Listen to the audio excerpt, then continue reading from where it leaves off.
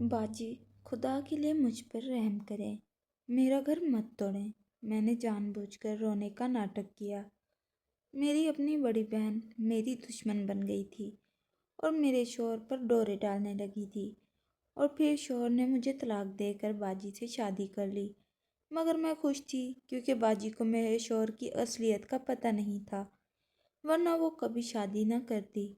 और वहीं हुआ, शादी की रात गुजरी तो अगले दिन वो भागते हुए आई और मेरे कदमों में गिरकर माफ़ी मांगने लगी और कहने लगी, मुझे इस शख्स से आज़ाद करवा दो। अगर मुझे पता होता कि वो बाजी, खुदा के लिए मुझ पे रहम करें, मेरा घर ना तोड़ें। पसीने से भरा चेहरा, खौफ से कांपता जिस्म, दिल की धड़कनें बेकाबू सी थीं। जब मेरी आंख खौफ से खुली थी, मेरी ज़ुबान पे यही अल्फाज थे, बाजी, खुदा के लिए मेरा घर न तोड़ें, मुझ पे रहम करें। ये अल्फाज किसी तीर की तरह मेरे सीने में चुभ गए थे और इस तकलीफ़ ने मुझे बेचैन करके रख दिया था। ये सब क्या हो गया, कैसे हो गया? आज भी मेरी आंख इसी खौफ से खुली थी। मैं अपने बिस्तर पे लेटी रही और अपने ही अंदर सिमटने लगी कि आखिर ये खौफ, ये डर अब मेरी जान क्यों नहीं छोड़ता। किस्मत ने जितना बुरा मेरे साथ करना था कर लिया। अब मेरे साथ क्या बुरा हो सकता है? क्यों बार बार ये ख्वाब आते हैं और मेरी रूह तक को हिला देते हैं? आखिर क्यों मैंने अपने माथे पर हाथ रखते हुए महसूस किया कि मेरा माथा पसीने से भरा हुआ था। मैं फौरन उठी और अपने दुपट्टे से अपना माथा साफ करने लगी। मैं पसीना साफ करने के साथ साथ अपने चेहरे पर फैले खौफ को भी साफ कर रही थी। गहरी सोचों ने मुझे अपने घेरे में ले रखा था कि अचानक दरवाजे पर जोरदार दस्तक ने मुझे इन सोचों से आज़ाद करवाया था। मैंने अपना दुपट्टा ओढ़ा और दरवाजे की तरफ गई। कौन कौन है? मैंने लड़खड़ाती हुई आवाज़ में पूछा। अरे मैं हूँ आसिया खाला, दरवाज़ा खोलो, बेटी जवाब में। आसिया खाला की आवाज़ सुनकर मेरी तो जैसे जान में जान सी आ गई थी। मैंने फ़ौरन से दरवाज़ा खोला और झट से आसिया खाला के गले लग गई और फूट फूट कर रोने लगी। अरे अरे, क्या हो गया है? इतना क्यों डरी हुई हो? सब खैर तो है? आसिया खाला ने मुझे सहलाते हुए बहुत ही मोहब्बत से पूछा था। मैं बुरी तरह से कांप रही थी कि तभी आसिया खाला ने मुझे बिस्तर पर बिठाया और एक गिलास पानी हाथ में थमाते हुए कहा, लो पानी पियो और सुकून का सांस लेकर मुझे बताओ कि आखिर क्या हुआ है। क्या वो आया था? आसिया खाला के इस सवाल से मेरा रंग उड़ गया। खौफ के मारे हाथ से पानी का गिलास ज़मीन पर जा गिरा था और मैं बौखलाते हुए कहने लगी, आसिया खाला, वो आएगा, वो ज़रूर आएगा। खुदा के लिए मुझे अपने घर ले चलो। मुझे अब इस घर में अकेले नहीं रहना। अच्छा अच्छा, ले चलूँगी, तुम फिक्र नहीं करो। बताओ तो, हुआ क्या है? कुछ देर सांस लेने के बाद मैंने एक ज़ोरदार कहका लगाते हुए कहा, खाला, इसे क्या पता, इसने मेरा घर नहीं उजाड़ा, इसने अपना घर बसने से पहले ही उजाड़ लिया है। क्या कह रही हो तुम? पागल तो नहीं हो गई? ये क्या उलट पुलट बोलती जा रही हो? जब खाला ने मुझे कंधे से हिलाते हुए पूछा तो मैं अपने होश संभालते हुए बोली, कुछ नहीं खाला, पता नहीं मुझे क्या हो जाता है। ये भयानक खौफ ख्वाब मेरा पीछा नहीं छोड़ते। जब से मेरी अपनी बहन ने मेरे घर पे डाका डालने का सोचा था, तब से अब तक मेरी रातों की नींदें उड़ चुकी थी। मुझे अपनी तो कोई फिक्र न थी। मैं जानती थी सब हकीकत के बारे में। फिक्र थी तो सिर्फ मुझे अपनी बहन की। वो मेरी अपनी सगी बहन थी और अपने होते हुए उसने मेरी पीठ में छुरा घोंपा है। बस यही सोचें मुझे दिन रात परेशान रखती हैं और रात भयानक ख्वाब मेरी जान नहीं छोड़ते। खाला ने मेरी बातें सुनी तो मुझे तसल्ली देते हुए अपने साथ लगा लिया और कहने लगी, देखो, सब भूल जाओ। तुम जानती हो कि जो भी हो रहा है सब गलत हो रहा है। لیکن پھر بھی تم نے جتنی ہمت کرنی تھی کر لی، جتنا سمجھانا تھا سمجھا لیا۔ اب جب تمہاری اپنی ہی بہن کو کچھ لحاظ نہیں رہا تو پھر پیچھے بات کیا رہ جاتی ہے؟ کیوں خود کو ہلکان کیے ہوئے ہو؟ خالہ کی بات سن کر اچانک سے میرے چہرے پہ مسکراہٹ سی آ گئی تھی، یہ سوچتے ہوئے نہیں کہ میرے ساتھ کیا ہو رہا ہے، بلکہ یہ سوچتے ہوئے کہ اب جو آپ ہی کے ساتھ ہوگا وہ انہیں کے فیصلے کی بھیانک سزا ہوگی۔ مسکرانے کی وجہ پوچھتے ہوئے آسیہ خالہ نے کہا، کیا بات ہے، میں تمہیں سمجھا رہی ہوں، تم الٹا مسکرا رہی ہو، سمجھ سے باہر ہے، تمہارے دل و دماغ میں کیا چل رہا ہے؟ میں نے بات کو ٹالتے ہوئے کہا، کچھ نہیں خالہ، بس کچھ پرانے زخم یاد آتے ہیں تو دل بھر آتا ہے، اور اپنی اگلی زندگی کے بارے میں سوچتی ہوں تو چہرے پہ مسکراہٹ سی آ جاتی ہے۔ بس یہی سب میرے اندر چل رہا ہے۔ ہاں تو یہی تو جاننے کی کوشش کر رہی ہوں، آخر حقیقت کیا ہے؟ تم کیوں اس طرح کر رہی ہو؟ ایک پل میں تم اپنے شوہر کے بچھڑ جانے کا دکھ مناتی ہو تو دوسرے ہی پل میں تم اس سے دور ہونے کی خوشی منانے لگتی ہو۔ آخر یہ سب کیا ہے؟ کچھ نہیں خالہ، بس میں پاگل ہو گئی ہوں۔ اتنا کہتے ہوئے میں مسکرائی اور اپنی جگہ سے اٹھی، آنسو صاف کیے، منہ ہاتھ دھویا اور خالہ کے لیے گرما گرم چائے بنا کر لائی۔ اب میں اس وقت کے انتظار میں تھی، کب آپ ہی میرے سابقہ شوہر سے نکاح کریں اور کب آپ ہی کو اپنے کیے کی سزا ملے۔ یہ بات حقیقت تھی کہ مجھے آپ ہی کے لیے سوچ سوچ کر بہت برا لگ رہا تھا، لیکن آپ ہی نے جو میرے ساتھ کیا تھا وہ اسی سزا کی حقدار تھی۔ آخر کار میرا انتظار ختم ہوا، جو دکھ مجھے آپ ہی نے دینا تھا وہ تو دے چکی تھی، اب وہ اپنے کیے گئے فیصلے پر پچھتائیں گی۔ مجھے اس بات کا انتظار تھا اور آج وہ انتظار بھی ختم ہو گیا جب مجھے آپ ہی نے پیغام بھجوایا کہ وہ آج میرے سابقہ شوہر کے ساتھ نکاح کر کے اپنی اگلی زندگی خوشگوار گزاریں گی۔ مجھے یہ میسج سن کر ہنسی تو بہت آئی، لیکن میں اس لمحے کو ان فضول سوچوں میں ضائع نہیں کرنا چاہتی تھی، کیونکہ میں اپنے فیوچر کے بارے میں سوچ رہی تھی۔ آج ہی میں ایک بہت اچھی کمپنی میں انٹرویو دے کر آئی تھی اور میں اس میں سلیکٹ بھی ہو گئی تھی۔ یہ میرے لیے کسی خوشی سے کم نہیں تھا، میری زندگی سنورنے والی تھی۔ اب میں جو چاہتی کر سکتی تھی، اپنا فیوچر بنا سکتی تھی، بس یہی سوچ میرے دل و دماغ پر چھائی ہوئی تھی۔ میں نے آپ ہی کے پیغام کو زیادہ سر پر سوار نہیں کیا، بس اس انتظار میں تھی کہ کب آپ ہی یہ قدم اٹھائیں اور کب انہیں اپنے کیے پہ شرمندگی اور ندامت محسوس ہو۔ سو وہی ہوا، آپ ہی نے اسی رات میرے سابقہ شوہر سے نکاح کر کے مجھے تصاویر سینڈ کی۔ وہ سمجھتی تھی کہ مجھے یہ سب دیکھ کر تکلیف پہنچے گی، حالانکہ میں ساری حقیقت سے واقف تھی اور بہت اچھی طرح جانتی تھی کہ آپ ہی کے سر پر یہ محبت کا بھوت اب زیادہ دیر تک قائم نہیں رہے گا، بہت جلد اتر جائے گا۔ میں نے آپ ہی کو سمجھانے کی بہت کوشش کی تھی، لیکن آپ ہی نے میری ایک نہ سنی اور اپنی مرضی کی۔ وہ سمجھتی تھی شاید میں وہ سکھ انہیں نہیں دینا چاہتی جن سکھوں میں میں رہ رہی ہوں۔ سب کو یہی لگتا تھا، لیکن حقیقت کیا تھی وہ صرف میں جانتی تھی یا میرا رب جانتا تھا۔ رات جیسے تیسے گزر گئی، مجھے اپنی بہن کے بارے میں بہت زیادہ پریشانی بھی ہو رہی تھی۔ میں بار بار کروٹیں بدل رہی تھی، یہی سوچتے ہوئے کہ میری بہن کیسی ہوگی، اور سب سے زیادہ مجھے پریشانی یہ سوچ کر ہو رہی تھی کہ جب میری بہن کے اوپر میرے سابقہ شوہر کی حقیقت ظاہر ہوگی تو وہ کیا کرے گی، اس پر تو غموں کا پہاڑ ٹوٹ جائے گا۔ پھر وہی ہوا جس بات کا مجھے ڈر تھا۔ میرا نام سعدیہ ہے، میں ایک غریب طبقے سے تعلق رکھتی ہوں۔ میرے ابا ایک سبزی فروش تھے اور اماں گھریلو خاتون تھیں۔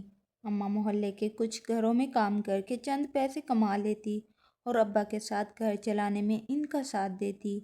اماں ابا کی زندگی بہت پیار محبت سے گزر رہی تھی، کمی تھی تو صرف اولاد کی۔ ابا اماں کی شادی کے 2 سال بعد اللہ نے انہیں ایک بیٹی سے نوازا جس کا نام انہوں نے نور رکھا۔ وہ نور جس سے اماں ابا کا ویران گھر روشن ہوا تھا۔ پھر اگلے ہی سال اللہ نے ایک اور بیٹی سے نوازا جو کہ میں تھی۔ میں چھوٹی تھی اور نور آپی مجھ سے بڑی تھی۔ ہم دونوں بہنیں اپنے گھر کی رونق تھیں۔ ابا اور اماں ہم پر جان نچھاور کرتے، ہماری ہر خواہش پوری کرنے کے لیے ہر ممکن کوشش کرتے۔ مجھے پڑھنے کا بہت شوق تھا اور آپی کو سلائی کڑھائی سیکھنے کا، اس لیے اماں نے ہم دونوں کی خواہشات کو مد نظر رکھتے ہوئے مجھے اسکول میں داخلہ دلوا دیا اور آپی کو سلائی کے اسکول میں داخلہ دلوا دیا۔ میں بچپن سے ہی اپنی کلاس میں اول نمبر پر آتی تھی۔ پڑھائی میں بہت اچھی تھی اور آپی سلائی کڑھائی کا کام سیکھنے کی شوقین تھی، اسی لیے وہ اس کام میں بہت اچھی تھی۔ ہم دونوں بہنیں اپنے اپنے کاموں میں بہت ماہر تھیں۔ میں اگر اسکول میں اول آتی تو آپی اپنی سلائی کڑھائی کے کام میں ہمیشہ اول رہتی۔ وقت گزرتا گیا اور ہم دونوں بہنیں جوان ہوتی گئیں۔ اماں ابا کی آنکھوں کی ٹھنڈک اور گھر کی رونق ہم دونوں بہنیں ہی تھیں۔ مجھے کھانے پینے کا بہت شوق تھا۔ میں ہر وقت ابا سے کوئی نہ کوئی چیز کھانے کے لیے منگواتی رہتی اور آپی ہمیشہ کھانے پینے میں سوچ سمجھ کر چلتی۔ میں جتنا کھاتی اتنی ہی سمارٹ رہتی اور آپی جتنا کم کھاتی اتنی ہی زیادہ موٹی ہوتی جاتی۔ ہر وقت وہ سمارٹ ہونے کی سوچ میں ڈوبی رہتی، مگر پھر بھی وہ سمارٹ نہیں ہو پاتی تھی۔ اکثر ہی وہ مجھ سے جیلس ہو کر کہتی، تم کتنا کھاتی رہتی ہو سارا دن لیکن موٹی نہیں ہوتی، اور میں کھانے کے قریب سے بھی گزر جاتی ہوں تو لگتا ہے وہ کھانا بھی مجھے ہی لگ جاتا ہے۔ پتہ نہیں کیا مصیبت ہے میرے جسم کے ساتھ جو بلا وجہ پھولتا ہی جا رہا ہے۔ اکثر ملنے والے آتے تو اماں سے کہتے، سعدیہ بہت پیاری لگتی ہے، سلم سمارٹ سی، اور نور تو کھا کھا کر پھیلتی ہی جا رہی ہے۔ نور آپی کو یہ بات بہت بری لگتی، وہ غصے سے مہمانوں کے قریب سے اٹھ کر اندر چلی جاتی اور رونے لگتی۔ میں اور اماں آپی کو بہت سمجھاتے کہ اتنی باتوں کو دل پر نہیں لیتے، بعض لوگوں کا جسم ہی ایسا ہوتا ہے کہ جتنا بھی بھوکا رہیں اتنا ہی پھولتا ہے۔ اماں اکثر آپی سے کہتی، تم بھی کھایا پیا کرو تو پھر خود ہی تمہارا جسم بھی سمارٹ ہو جائے گا، بھوکا رہنے کی وجہ سے تمہارا جسم پھولتا جا رہا ہے۔ میں اپنی تعلیم مکمل کرنے میں لگی ہوئی تھی، اسی دوران میرے اچھی جگہ سے رشتے آنے لگے، لیکن میں نے شادی کے لیے ہاں نہیں کی تھی۔ جو بھی رشتہ آپی کے لیے آتا وہ آپی کو دیکھتے ہی انکار کر دیتے اور مجھے دیکھتے ہی پسند کر لیتے۔ آپی مجھ سے اچھی خاصی جیلس ہونے لگی تھی، ہمارے گھر میں ہی دشمنیاں پلنے لگی تھی۔ بظاہر تو آپی مجھ سے بہت محبت کرتی تھی، میرا بہت احساس کرتی تھی، لیکن جانے اندر ہی اندر انہوں نے میرے خلاف کیا محاذ تیار کیا ہوا تھا یہ کوئی نہیں جانتا تھا۔ ابا اماں کو لے کر بہت پریشان رہتے تھے۔ اکثر ہی ابا اماں سے یہ بات کہتے کہ وہ بڑی ہے، پہلے اس کا رشتہ ہو جاتا تو اچھی بات تھی۔ سعدیہ کے تو رشتے بہت آتے ہیں، اس کا رشتہ کرنے میں تو ہمیں کسی مشکل کا سامنا نہیں کرنا پڑے گا، مگر نور اپنے موٹاپے کی وجہ سے مات کھا رہی ہے۔ کاش کہ نور بھی اپنے جسم کا خیال رکھتی، اتنی موٹی نہ ہوتی تو شاید اس کی شادی کرنے میں بھی ہمیں دشواری کا سامنا نہ کرنا پڑتا۔ اماں اور ابا جب یہ باتیں کر رہے تھے تو نور آپی دروازے کے پیچھے کھڑی اماں اور ابا کی ساری گفتگو سن رہی تھی۔ وہ روتے ہوئے کمرے میں آئی، میرے بار بار پوچھنے پر بھی جب انہوں نے مجھے کچھ نہ بتایا تو مجبوراً مجھے اماں ابا سے جا کر پوچھنا پڑا کہ کیا کوئی بات ہوئی ہے، نور آپی بہت رو رہی ہیں۔ تب ابا نے کہا، کچھ نہیں، بس میں اس کی شادی کو لے کر بہت پریشان ہوں، اسی کے بارے میں بات ہو رہی تھی، شاید اس نے سن لی ہو۔ میں نور آپی کو بہت سمجھاتی لیکن وہ تو میری کوئی بات سمجھنے کو تیار ہی نہ ہوتی۔ اسی دوران ابا کی طبیعت اچانک سے خراب رہنے لگی اور ابا انہی پریشانیوں سے لڑتے لڑتے ایک دن اپنے خالق حقیقی کو پیارے ہو گئے۔ اب سارے گھر کی ذمہ داری اماں کے نازک کندھوں پر آ گئی تھی۔ اماں محلے میں لوگوں کے گھروں کا کام کر کے کتنا ہی کما سکتی تھی، میری تو پڑھائی ابھی جاری تھی۔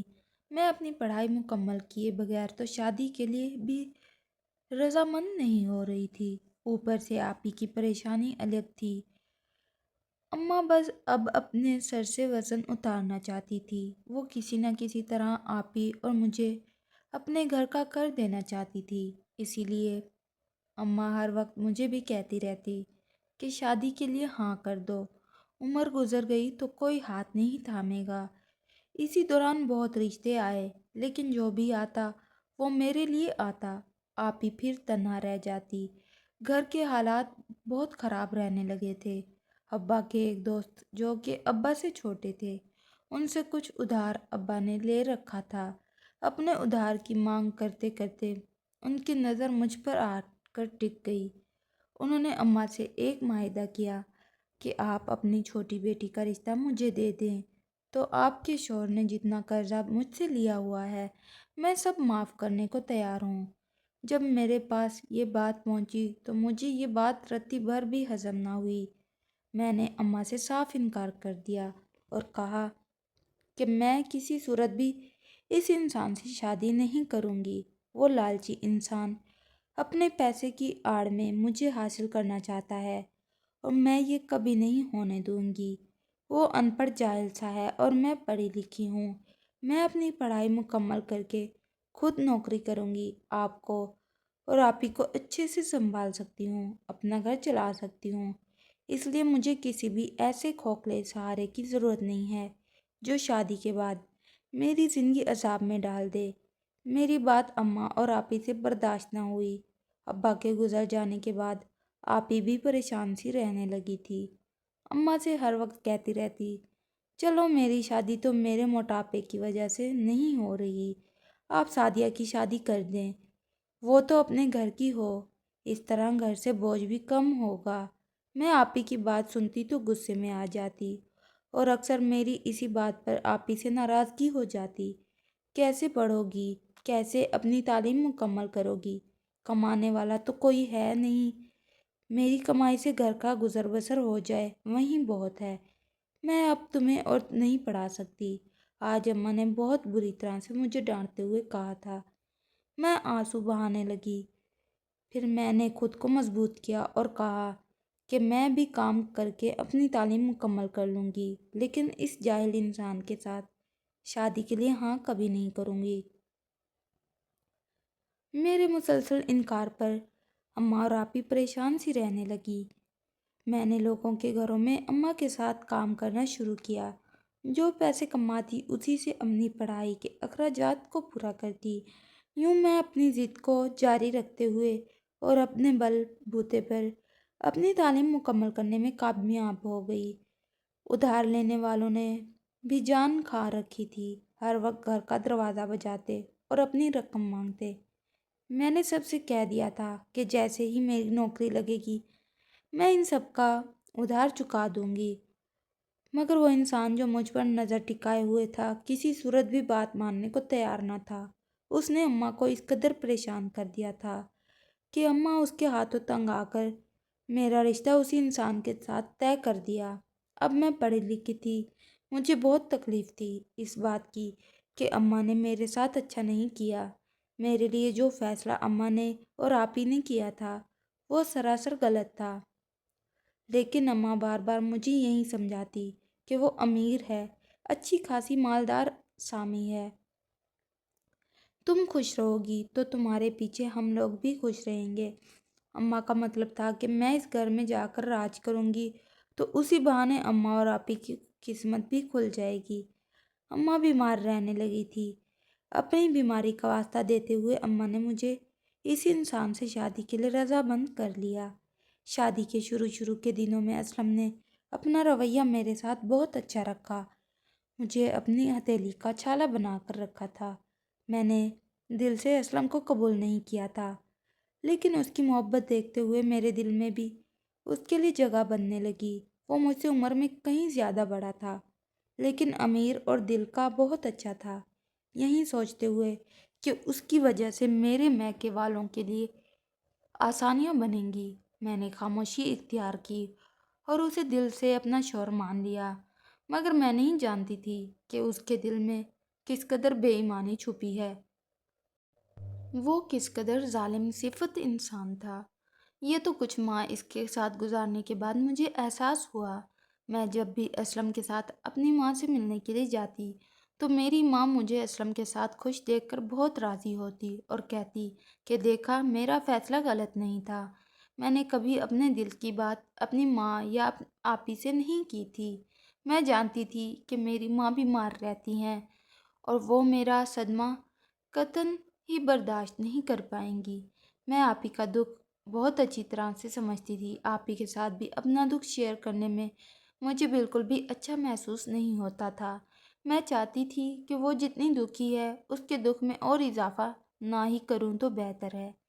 اپنی زندگی کے بارے میں نے کبھی کسی سے ذکر نہیں کیا تھا۔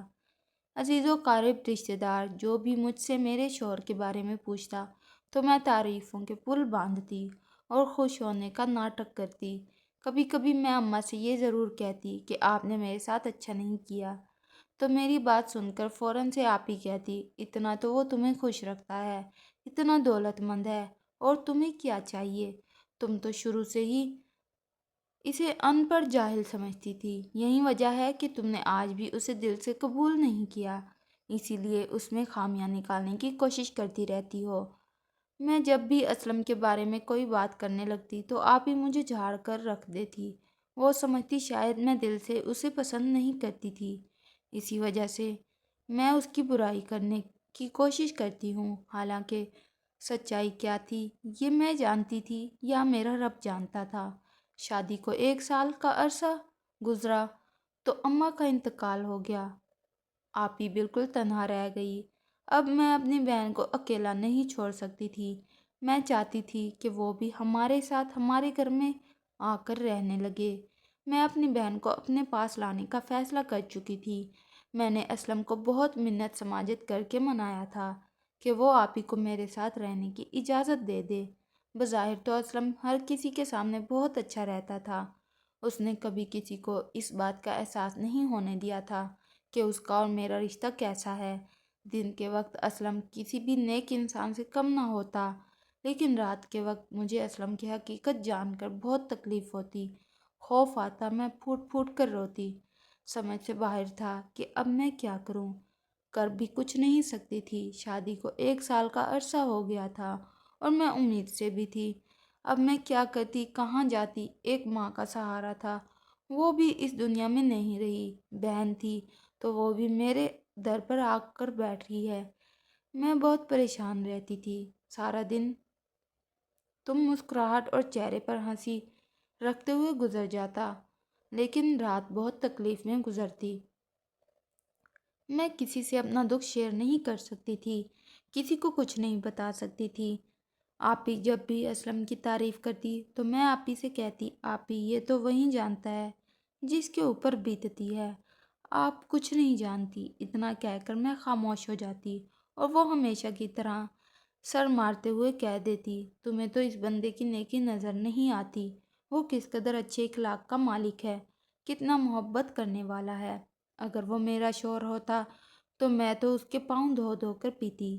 آپ ہی کی اس بات پر مجھے حیرانگی تو ہوتی، لیکن ساتھ ہی ساتھ میں یہ بھی سوچتی کہ اگر وہ آپ کا شوہر ہوتا تو آپ ایک لمحے کے لیے بھی برداشت نہ کرتی، مگر زبان سے کچھ نہ کہتی، سوچ میں ہی آپ ہی کو جواب دے دیتی۔ وقت ایسے ہی گزرتا گیا اور میں نے ایک ننھی سی بچی کو جنم دیا جو ہو بہو میری کاپی تھی۔ اللہ نے مجھے ایک بیٹی سے نوازا تھا۔ بیٹی کی پیدائش سے پہلے میرا کبھی کبھی دل کرتا تھا کہ میں خودکشی کر لوں، لیکن جب اللہ نے مجھے بیٹی سے نوازا تو مجھے اپنی زندگی قیمتی لگنے لگی۔ مجھے اس بات کا احساس ہونے لگا کہ کسی اور کو نہ صحیح، لیکن اس بچی کو میری ضرورت ہے اور میں اسی کے لیے زندہ رہوں گی۔ میں نے اپنی بچی کے لیے جینا شروع کیا۔ میرا سارا وقت آئرہ کے ساتھ گزر جاتا۔ آئرہ بہت ہی خوبصورت بچی تھی۔ میں آئرہ کے ساتھ سارا دن گزار دیتی اور رات بھی آئرہ کے ساتھ ہی گزار دیتی۔ میں کئی دفعہ اللہ کا شکر ادا کرتی کہ جس نے مجھے اولاد سے نوازا تھا اور میری راتیں بھی سکون میں آ گئی تھیں۔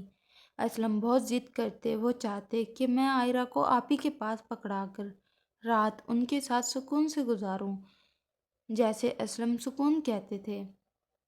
میرے لیے وہ کسی عذاب سے کم نہیں تھا۔ میرا دل نہیں مانتا تھا۔ میں بہت خوف زدہ ہو جاتی تھی جب میں اس بارے میں سوچتی تھی کہ مجھے آج اپنے کمرے میں سونا پڑے گا۔ میں نے عائرہ کا بہانہ لگا کر ایک الگ کمرے میں رہنا شروع کر دیا۔ عائرہ ساری رات جاگتی تھی۔ میں ساری رات اس کے ساتھ کھیلتی اور باتیں کرتی گزار دیتی۔ اسلم سے یہ بات برداشت نہیں ہوتی تھی۔ اسلم دن میں تو مجھے آپ ہی کے سامنے کچھ نہیں کہتے تھے، لیکن رات میں وہ اکثر میرے ساتھ سختی سے پیش آتے۔ پر میں اپنی بیٹی کی آڑ میں اسلم سے دوری بنانے میں کامیاب ہو گئی۔ میں نے تو اسلم سے دوری اختیار کر لی تھی، لیکن نہ جانے کب آپ ہی اور اسلم کے درمیان محبت کی کہانی سٹارٹ ہوئی۔ مجھے پتہ ہی نہیں چلا۔ آپ ہی میرے ہی گھر میں رہتے ہوئے میرے ہی شوہر کے ساتھ محبت کرنے لگی۔ آہستہ آہستہ اسلم کا رجحان میری طرف سے ہٹنے لگا، اور میں یہ سمجھتی رہی کہ شاید اسلم اس بات کو سمجھ گئے ہیں کہ بیٹی کی وجہ سے میں انہیں وقت نہیں دے پاتی۔ لیکن اندر کیا بات چل رہی تھی یہ تو کسی کو پتہ نہیں تھا۔ میں اپنی بیٹی کے ساتھ خوش تھی، اور آپ ہی اسلم کے ساتھ پہلے تو مجھے سمجھ نہیں آتی تھی۔ میں ایک عام سی بات سمجھ کر ہر بات کو نظر انداز کر دیتی تھی۔ پھر آہستہ آہستہ مجھے اس بات کا احساس ہوا کہ آپ ہی آہستہ آہستہ میری جگہ لینے کی کوشش کر رہی ہیں۔ تب میں نے آپ ہی کے آگے ہاتھ جوڑے، ان کے پاؤں پکڑے اور انہیں سمجھانے کی بہت کوشش کی، لیکن آپ ہی سمجھنے والی سٹیج سے گزر چکی تھی۔ پہلے تو آپ ہی اور اسلم نے صاف انکار کر دیا کہ ان کے درمیان کوئی رشتہ ہے۔ کئی ماہ ایسے ہی چھپ چھپ کر محبت کرنے میں گزار دیے۔ پھر آخر کار دونوں کے دلوں سے ڈر اور خوف ختم ہو گیا، اور وہ کھل کر سامنے آ گئے۔ آپ ہی نے میرے گھر میں کھڑے ہو کر اس بات کا اقرار کیا کہ وہ میرے شوہر سے محبت کرتی ہیں اور اسی سے شادی کریں گی۔ آپ ہی کا موٹاپے کی وجہ سے کہیں رشتہ نہیں ہوتا تھا، لیکن میں کبھی نہیں جانتی تھی کہ آپ ہی اپنے موٹاپے کی آڑ میں میرے ہی گھر میں آگ لگا دیں گی۔ وہ مجھ سے میرا ہی شوہر چھین لیں گی۔ پہلے تو مجھے اس بات پر بہت رونا آتا۔ میں نے بہت ہنگامہ بھی کیا، اسلم سے بھی لڑی جھگڑی، لیکن کچھ حاصل نہ ہوا۔ آپ ہی وہ تو غیر ہے، میرا اپنا نہیں ہے، وہ نہیں سمجھ سکتا میری تکلیف کو۔ آپ تو میری اپنی سگی بہن ہیں۔ آپ نے کیسے میرے گھر کو توڑنے کا فیصلہ کر لیا؟ کیسے یہ فیصلہ کیا کہ آپ میرے ہی شوہر کے ساتھ نکاح کریں گی اور میرا گھر توڑیں گی؟ خدا کا واسطہ ہے آپ ہی یہ ظلم مت کریں، مجھ پر رحم کھائیں، میرا گھر مت توڑیں۔ میں نے اپنی بہن کے آگے گر گرا کر اپنا گھر بچانے کی کوشش کی تھی، مگر میری بہن نے تو میرے شوہر کے عشق میں پاگل ہو چکی تھی۔ اسے کچھ بھی دکھائی نہیں دے رہا تھا کہ وہ کیا کر رہی ہے۔ میں نے بھی اپنی بہن کے آگے اور اسلم کے آگے رونے کا ناٹک کرتے ہوئے یہ دہائی دی کہ میں اپنا گھر تباہ نہیں کرنے دوں گی۔ جتنا میں اس بات پر زور دیتی، وہ دونوں اتنا ہی ایک دوسرے کے قریب آتے اور اس بات کا عہد کرتے کہ وہ ایک دوسرے سے نکاح کریں گے اور مجھے اس گھر سے نکال دیں گے۔ جب جب میں ان کی یہ بات سنتی تو مجھے ایسے لگتا جیسے میرے لیے آسانیاں پیدا ہو رہی ہیں۔ پھر میں رونے کا ناٹک کرتی اور کہتی کہ خدا کے لیے مجھے اس گھر سے مت نکالنا۔ آخر کار وہ دن آ گیا جب آپ ہی نے اسلم کے ساتھ مل کر دھکے دے کر مجھے اس گھر سے نکال دیا۔ میں اپنی ننھی سی بچی کو لے کر اپنی ماں کے گھر چلی گئی۔ اماں کا گھر جو کہ کئی مہینوں سے بند پڑا تھا، میں نے جا کر کھولا اور اسی گھر میں رہنا شروع کر دیا۔ میں نے اس گھر کو دوبارہ سے آباد کیا۔ اماں کی سہیلی آسیہ خالہ جو کہ اکثر میری تنہائی ختم کرنے کے لیے میرے گھر آ جایا کرتی تھی، سب محلے والوں کو میرے اجڑ جانے کا بہت دکھ تھا۔ اسلم نے کچھ ہی دن بعد مجھے طلاق کے پیپر بھجوا دیے اور اپنے نکاح سے خارج کر دیا۔ سب لوگ نور آپی کے بارے میں الٹی سیدھی باتیں کرتے تھے۔ سب کہتے تھے کہ نام تو نور تھا، گھر روشن کرنے کی بجائے تمہارے گھر کے اندھیری کا باعث بن گئی۔ میں سب کی باتیں سنتی، مجھے بہت دکھ ہوتا۔ تکلیف مجھے صرف اس بات کی تھی کہ آپ ہی میرے شوہر کی حقیقت نہیں جانتی تھی۔ وہ تو یہی سمجھتی تھی کہ پتہ نہیں کتنی عیش کر رہی ہوں۔ حقیقت کیا تھی یہ تو صرف میں جانتی تھی یا میرا رب جانتا تھا۔ میں نے آپی کو سمجھانے کی بہت کوشش کی کہ جان چھڑوا لو، مت پھنسو اس جھمیلے میں، لیکن آپی یہ سمجھتی تھی کہ میں اپنا گھر بچانے کے لیے یہ سب کچھ کہہ رہی ہوں۔ میں نے آپی کو بہت دفعہ اسلم کی حقیقت بتانے کی بھی کوشش کی، لیکن آپی اسلم کے بارے میں کچھ بھی سننے کے لیے تیار نہ تھی۔ اب مجھے اس دن کا انتظار تھا جس دن آپی کو اسلم کی حقیقت معلوم پڑتی اور وہ الٹے پاؤں میرے پاس اپنے کیے گئے ظلم کی معافی مانگنے کے لیے آتی۔ اسلم اچھے تھے یا برے یہ ایک الگ معاملہ تھا، لیکن آپی جو کہ میری اپنی سگی بہن تھی، اس کی حرکت سے بھی میں بہت زیادہ تکلیف میں تھی۔ اس نے ایک دفعہ نہیں سوچا کہ وہ میرا اپنی سگی بہن کا گھر خراب کر رہی ہے۔ کیسے اس نے میرے ہوتے ہوئے اپنے بہنوں ہی کے ساتھ محبت کی کہانیاں شروع کیں، یہ سوچ سوچ کے مجھے بہت دکھ ہوتا اور میرے دل سے اپنی بہن کے لیے بد دعا نکلتی۔ طلاق کے پیپر ہاتھ میں آنے کے بعد میں روزانہ آپی کو بد دعا دیتی تھی اور کہتی تھی کہ جو کچھ میرے ساتھ ہوا تھا اب وہ سب کچھ آپ کے ساتھ ہوگا۔ میں نے تو اپنی ماں کی تکلیف کو مد نظر رکھتے ہوئے سب کچھ برداشت کیا تھا، اب آپی کب تک برداشت کریں گی؟ میں اس دن کے انتظار میں تھی جب آپی اس سے نکاح کرتی اور پھر انہیں اپنے فیصلے پر ندامت محسوس ہوتی۔ آسیہ خالہ کا میرے گھر آنا جانا لگا رہتا۔ آئرہ کو آسیہ خالہ اپنے ساتھ لے جاتی۔ میں نے فیصلہ کیا کہ میں اپنی تعلیم کو یوں ضائع نہیں کروں گی۔ میں اپنے اور اپنی بیٹی کے لیے کام کروں گی، کسی اچھی جگہ جاب کروں گی تاکہ ایک معقول آمدنی حاصل کر سکوں اور اپنی بیٹی کی اچھی پرورش کر سکوں۔ میں نے ایسا ہی کیا، ایک اچھی کمپنی میں انٹرویو دینے کا فیصلہ کیا۔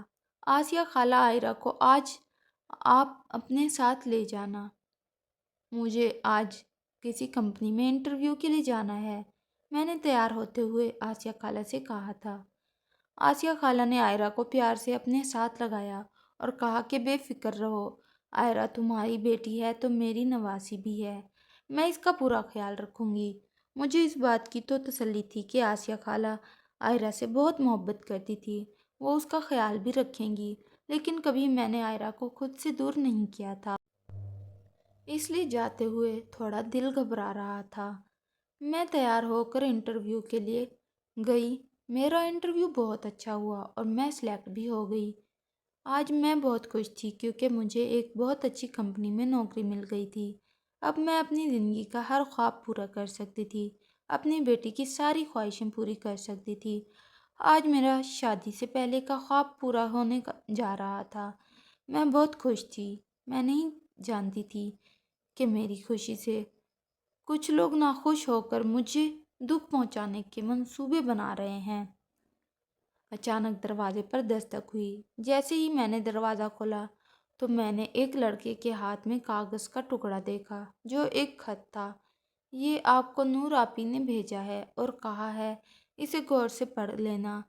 میں نے اس لڑکے کے ہاتھ سے خط پکڑا اور دروازہ بند کیا اور خط کو پڑھنے لگی۔ میں جیسے جیسے خط پڑھ رہی تھی میری آنکھوں سے آنسو بہہ رہے تھے۔ اس لیے نہیں کہ اس میں آپی نے اپنی شادی کا ذکر کیا تھا، بلکہ اس لیے کہ آپی کا فیصلہ بہت جلد ان کے لیے سزا بننے والا تھا۔ یہ سوچ سوچ کر میری جان ہلکان ہو رہی تھی۔ میں نے پھر سے ایک دفعہ کوشش کی کہ میں آپی کو اسلم کی حقیقت بیان کر دوں، لیکن آپی تو اسلم کے بارے میں ایک لفظ بھی سننے کو تیار نہ تھی۔ میں نے بھی آپی کو ان کے حال پر چھوڑ دیا اور یہ سوچتے ہوئے خاموشی اختیار کی۔ میں نے دل کو تسلی دی کہ جو فیصلہ انہوں نے کیا ہے در حقیقت ان کے لیے یہی سزا ہونی چاہیے، جس نے اپنی بہن کا گھر تک اجاڑنے میں کوئی کسر نہ چھوڑی۔ ایسی بہن کو اس سے اچھی سزا اور کچھ نہیں مل سکتی۔ مجھے اس دن کا انتظار تھا کہ آپی کب اسلم سے نکاح کریں اور کب اسلم کی حقیقت آپی پر ظاہر ہو۔ آخر کار میرا انتظار ختم ہوا۔ آپی نے اسلم سے نکاح کر لیا۔ میں یہ سوچ کر بہت پریشان تھی کہ آپی پر آج اسلم کی حقیقت ظاہر ہو جائے گی، پھر آپی کیا کریں گی؟ ان پر تو غموں کا پہاڑ ٹوٹ جائے گا۔ यही सोचे मुझे रात सोने नहीं दे रही थी। मैं रात भर करवटें बदलती रही और आप ही के बारे में सोच सोच कर परेशान होती रही। सुबह मैं गहरी नींद सोई हुई थी कि दरवाजे पर जोरदार दस्तक ने मेरी आंख खोल ली। मैं हड़बड़ाकर उठी। जैसे ही जाकर दरवाज़ा खोला तो आप ही हाल बेहाल मेरे सामने खड़ी थी, जो फूट फूट कर रो रही थी। वो दहलीज पर मेरे कदमों में गिर गई। मेरे पाँव पकड़कर रो रो कर मुझसे माफ़ी मांगने लगी। मुझे माफ़ कर दो सादिया, खुदा के लिए मुझे माफ़ कर दो। मैं तुम्हारे साथ साथ तुम्हारी बेटी की भी गुनहगार हूँ। मैंने तुम्हारी एक ना सुनी, तुम्हारी एक बात ना मानी। अब मुझे सब हकीकत मालूम हो गई है। मुझे माफ़ कर दो। मैं अपने किए गए फैसले पर शर्मिंदा हूँ। मैं उस वक्त को पछता रही हूँ जब तुम मुझे समझाने की कोशिश करती रही और मैंने तुम्हारी एक ना सुनी। मुझे खुदा के लिए असलम के निकाह से आज़ाद करवा दो। आज मुझे इस बात की ज़्यादा तकलीफ़ हो रही थी कि तुमने कैसे एक नफसियाती आदमी के साथ 2 साल गुजार दिए और हमेशा खुश होने का ड्रामा करती रही, सिर्फ इसलिए कि अम्मा को दुख न पहुँचे। आप ही बहुत तकलीफ़ में थी। मेरी आंखों से भी आंसू जारी थे, लेकिन मैं मुतमईन थी कि मैंने हर तरह से कोशिश की थी आप ही को समझाने की। लेकिन आप ही की आंखों पर तो मोहब्बत की पट्टी बंधी हुई थी। आप ही मुसलसल रो रही थी, ऊंची ऊंची मेरी सच्चाई की दहाई दे रही थी। इतना शोर सुनते हुए आसिया खाला भी हमारे घर आ गई थी। नूर को मेरे कदमों में देखकर आसिया खाला परेशान हुई और कहने लगी, अब क्या करने छीनने आई हो यहाँ पर? इसका शोर इसका घर बार तो छीन लिया, अब यहाँ क्या करने आई हो? मैंने आसिया खाला को चुप करवाते हुए कहा कि आसिया खाला, वो घर बार कभी मेरा था ही नहीं। वो घर नहीं था, वो कैद खाना था। आज मेरी खामोशी टूटी थी। सब लोग आहिस्ता आहिस्ता इकट्ठे हो गए। मोहल्ले वाले हैरान होकर मेरी तरफ देखने लगे और इस इंतज़ार में थे कि मैं इस हकीकत से पर्दा उठाऊं, जिस हकीकत पे मैंने पिछले 2 साल से पर्दा डाल रखा था। मैंने सबको बताया कि मैंने असलम के साथ शादी मजबूरी के तहत की थी, लेकिन मैं ये कभी नहीं जानती थी कि असलम एक सरफिरा इंसान है जो रोज़ रात को एक बीमारी से गुजरता है। रात को असलम को दौरे पड़ते हैं और वो पागलों वाली हरकतें करता है। इसी पागलपन में वो मारता भी है और तरह तरह से जुल्म ढाता है। मैंने अपनी कमीज़ के बाजू ऊपर करते हुए कहा।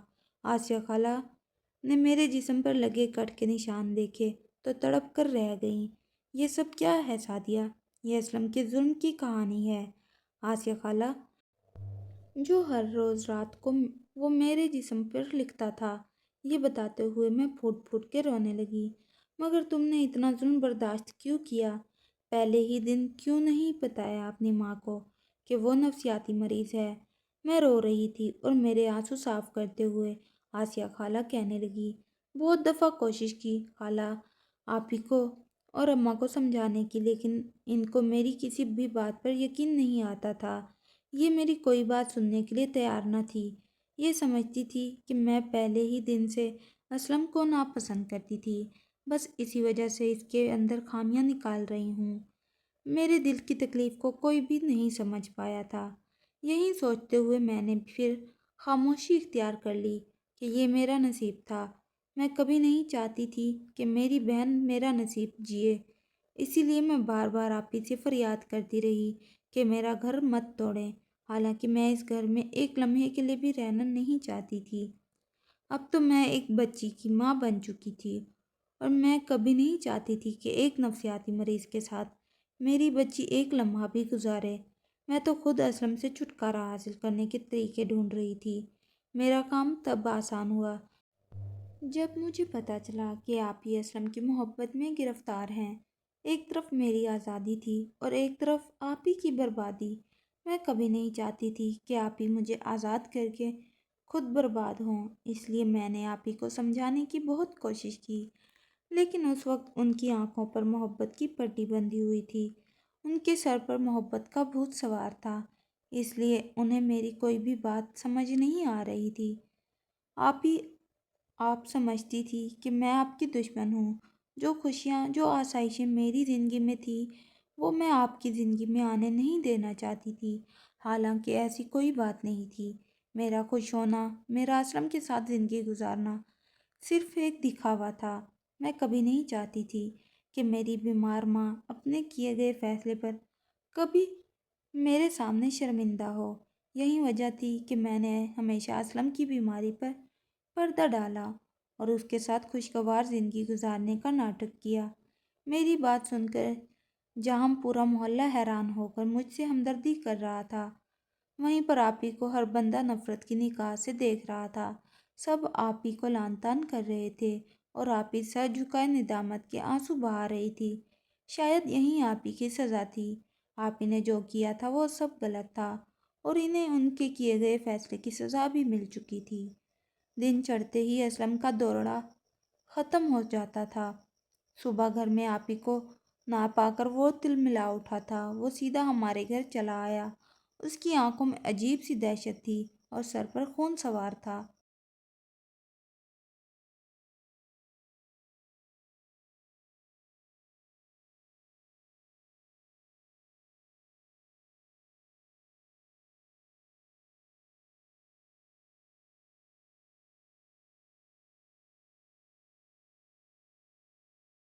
ہٹو میرے راستے سے۔ اس سے پہلے کہ اسلم زبردستی آپ ہی کو اپنے ساتھ لے جاتا، پورے محلے والوں نے میرا اور آپ ہی کا بھرپور ساتھ دیا۔ اسلم کو ڈرا دھمکا کے گھر سے نکالا اور فوراً پولیس میں رپورٹ لکھوا دی۔ اب میں اسلم سے بالکل بھی نہیں ڈرتی تھی، نہ ہی مجھے کسی اور بات کا خوف تھا۔ میں بہت مضبوط تھی، میرے ساتھ میری بچی کی زندگی جڑی ہوئی تھی۔ یہی سوچتے ہوئے میں نے اسلم پر کیس کیا، اپنی بیٹی اور آپ ہی کو اس کے شر سے محفوظ رکھنے کی اپیل کی۔